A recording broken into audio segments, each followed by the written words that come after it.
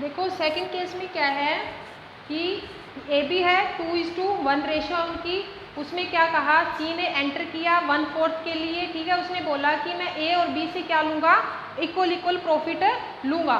Equal equal का मतलब क्या है, आप एज्यूम कर लो कि 1 प्रॉफिट है तो 1 में से हाफ किससे लूँगा, ए से, और हाफ किससे लूँगा, मैं बी से लूँगा, ठीक है।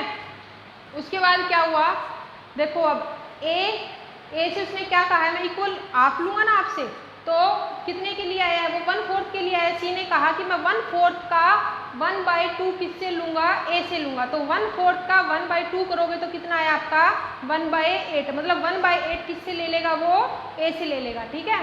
फिर क्या है, बी से क्या करेगा वो, 1/4 है, उसने कहा क्या कहा 1/4 का हाफ में किससे लूँगा, बी से लूँगा, तो इसका भी कितना आ जाएगा 1/8, ठीक है।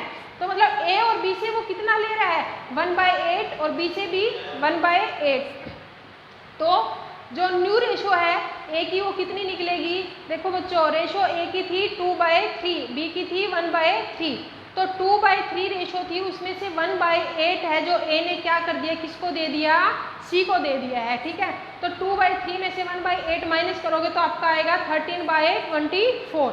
इसी तरह बी ने क्या किया, उसकी रेशो थी 1/3, तो उसमें से उसने कितना पार्ट बी को सी को दे दिया है 1/8, तो इसको सॉल्व करोगे तो आपकी रेशो आएगी 5/24। सेम वही है, मैंने आपको बताया था। अब देखो एक चीज़ बताती हूँ आपको, सी है, सी कितने के लिए आया, 1/4 के लिए आया था ना, 1/4 के लिए आया था, तो अब देखो आप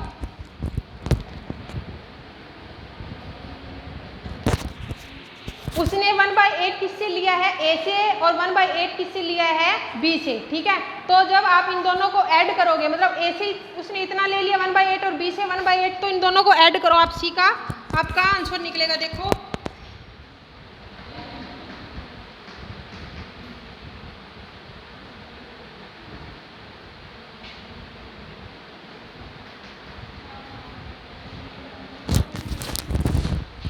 देखो वो 1/4 के लिए आया था ना, जब मैंने इसको सोल्व किया तो भी मेरा कितना आया है 1/4, मतलब ठीक, मैंने जो कसम किया है वो मेरा ठीक है। ये ध्यान रखना बच्चे, उसने ये बोला है कि मैं 1/4 के लिए तो आ रहा हूँ, बट 1/4 का हाफ ए से लूँगा और हाफ किससे लूँगा, बी से लूँगा, ठीक है। तो इसलिए 1/4 का हाफ किया है मैंने।